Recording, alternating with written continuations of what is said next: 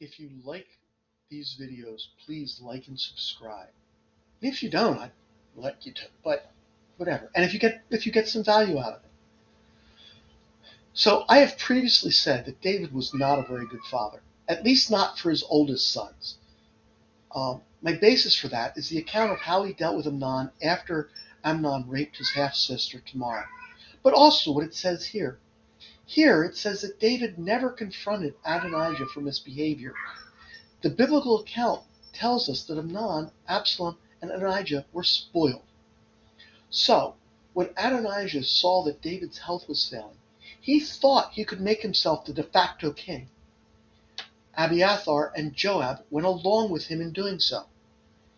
I'm going to make a guess here that David had refused to make an official announcement about which of his sons should be king after him, and that Joab and Abiathar were afraid that there would be a civil war if David died without doing so. I also think that the men among David's advisors who refused to go along with Adonijah thought that he would make a bad king. It appears to me that Adonijah intended to do something similar to what Absalom had done, except without the plans to kill David.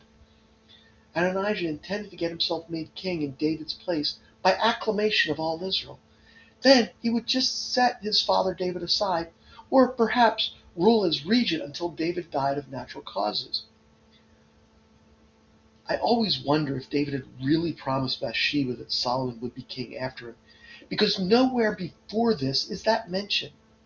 However, the fact that Adonijah invited all of David's other living sons to join his coronation feast, or whatever you want to call it, tells us that there was at least a common understanding among David's court that David intended Solomon to be his heir. In any case, all that I have written so far brings me to my lesson from today's passage. We should not exalt ourselves, but rather let others do that. We should not seek the positions of honor. If we are worthy of honor, others will give us that honor.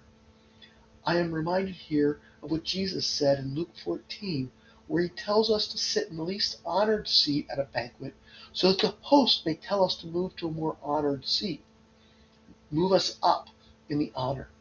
Because Solomon did not seek to be made king, his support after he was crowned was stronger than that of Adonijah.